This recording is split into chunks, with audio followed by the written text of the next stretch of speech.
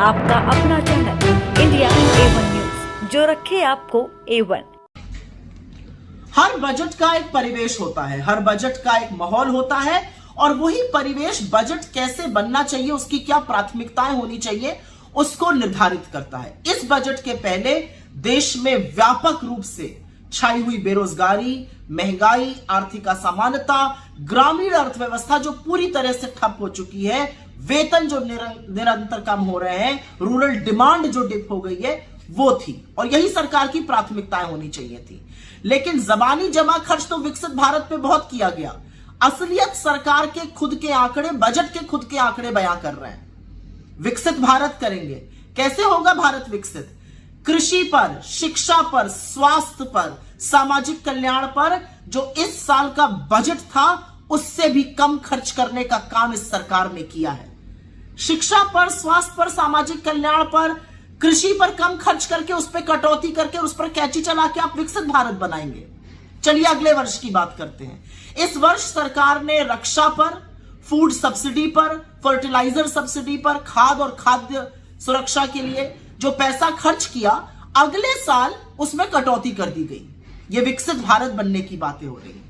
अब आगे की बात करते हैं। सरकार ने बहुत बड़ी बड़ी डींगे हाँकी, लेकिन जो रूरल अर्थव्यवस्था है, जो ग्रामीण अर्थव्यवस्था है, वो पूरी तरह से चरमरा चुकी है।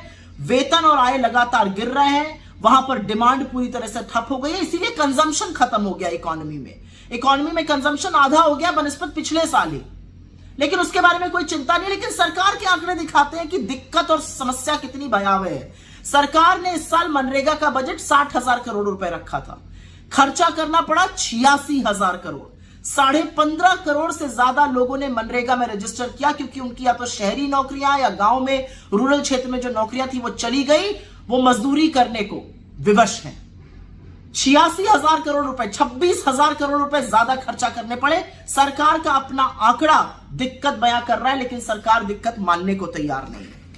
अब बात कर लेते हैं कुछ बड़ी बातों की। वित्त मंत्री निर्मला सीतारमण या तो किसी और प्लैनेट पे रहती हैं या उनका आंकड़े का सोर्स ही कुछ और है। उन्होंने बिना पलक झपकाए कह दिया कि औसतन आय जो है वो 50% बढ़ गई है। कौन सा आंकड़ा यह दिखाता है? क्या गरीबी, क्या भुखमरी, क्या बेरोजगारी, क्या आर्थिक असमानता के आंकड़े ये दिखाते हैं? असलियत तो यह है कि सरकार के खुद के PLFS ने अपने सर्वे में कहा है कि मासिक आय लगातार 25% घटी है। तो या तो वो सर्वे और वो डेटा झूठा है, या आज भ्रमित करने का काम वित्त मंत्री ने किया है। बड़े बड़े जबानी जमा खर्च के बीच एक और बात हुई, ग्रोथ पर खूब सीना ठोका गया। 6.4% ग्रोथ आपको विरासत में मिली थी 2014 में। 10 साल बाद एवरेज ग्रोथ रेट 6% से कम है और पिछले 4 साल की देख लीजिए तो 4% से भी कम है।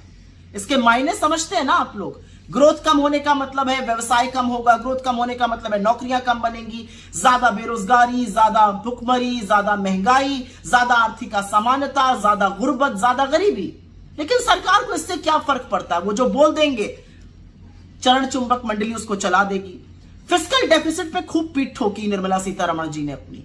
4.8% पे मिला था आपकी सरकार को 2014 में, 5.8% पे है, पूरा 1% ज्यादा। 10 साल में एक बार भी आप फिस्कल डेफिसिट का टारगेट नहीं मीट कर पाई हैं। अंत में एक ही बात कहूंगी, चेस की ग्रैंड मास्टर आपको याद आए निर्मला जी? काश हमारी इस देश की होनहार कुश्ती लड़ने वाली वो बेटियां भी याद आई होती जो न्याय की गुहार लगा रही थी, जिन्होंने अपने बड़े बड़े अवार्ड वापस किए, लेकिन आप लोगों के कान पे जू तक नहीं रेंगी।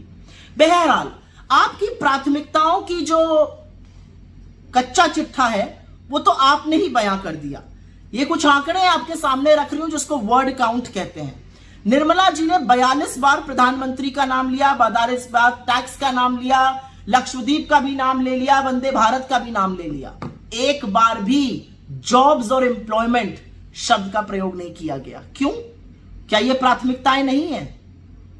असलियत तो यह है कि यह देश आपके जुमलों से और आपकी प्राथमिकताओं से जो गलत है उससे उब चुका है।